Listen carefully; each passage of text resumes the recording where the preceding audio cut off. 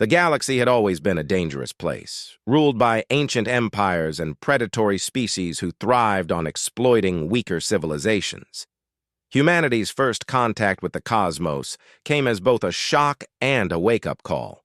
A fleet of alien warships descended upon Earth in what they assumed would be an effortless conquest.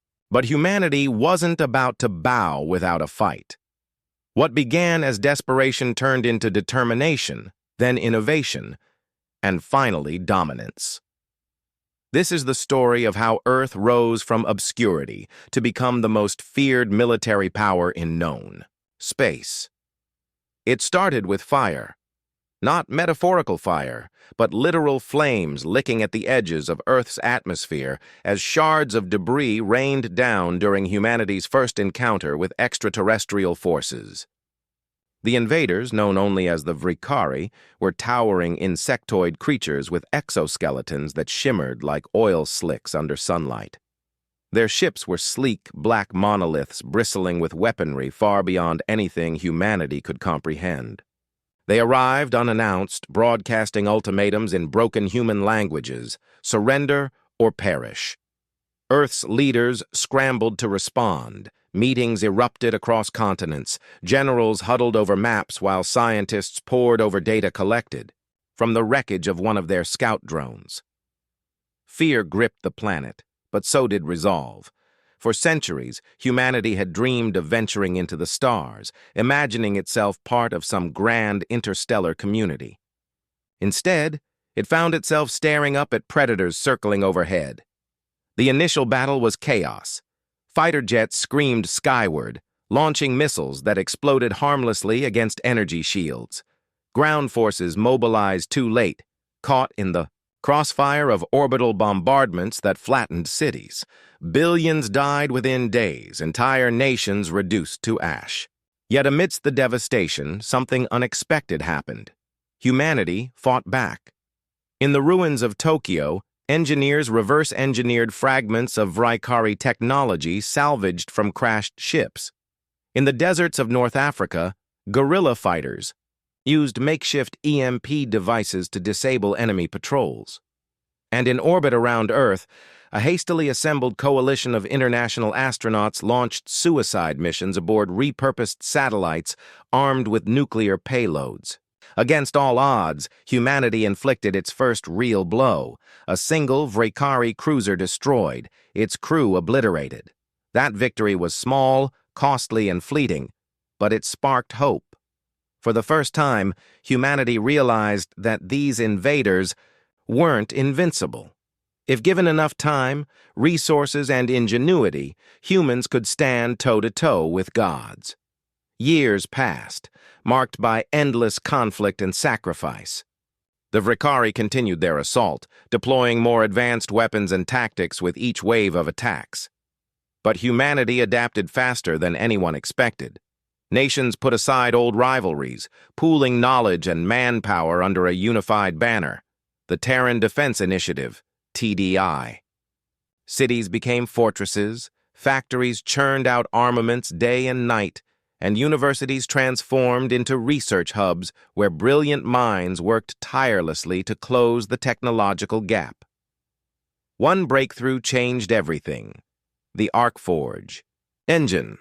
Developed by Dr. Elena Vasquez, a physicist once dismissed as eccentric, the engine allowed human vessels to harness quantum energy for propulsion and weaponry. Suddenly, Earth's ships could match the speed and firepower of the Vrikari fleet. Pilots trained endlessly to master the new craft, pushing themselves to the limits of endurance. Soldiers drilled in zero-gravity combat, learning to wield plasma, rifles, and magnetic grenades alongside traditional firearms. But technology alone wasn't enough. It was strategy and sheer audacity that truly set humanity apart.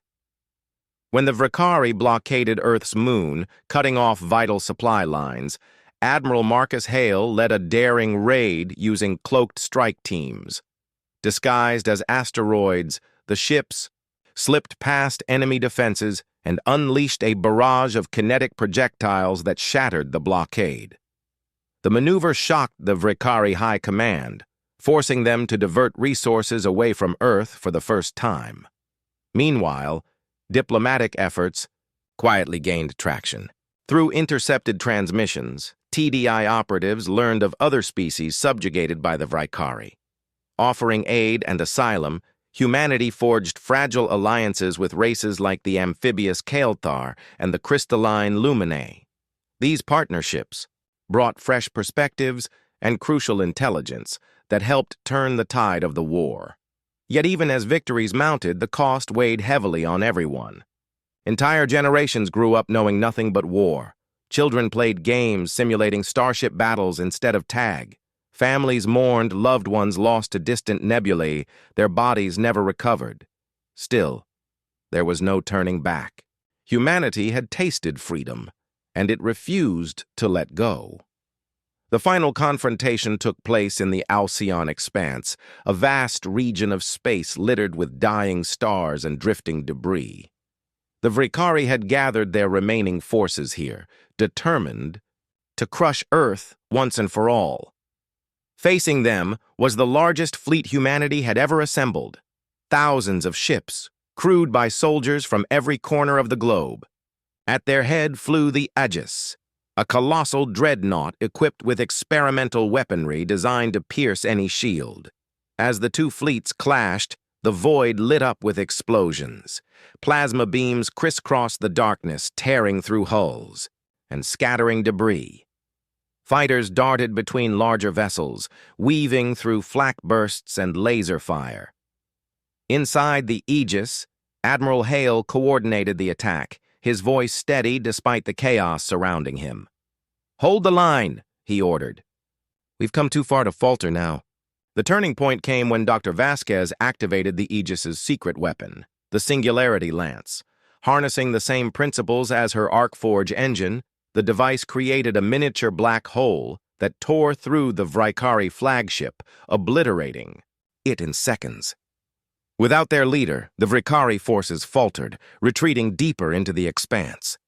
The battle was won, though not without heavy losses.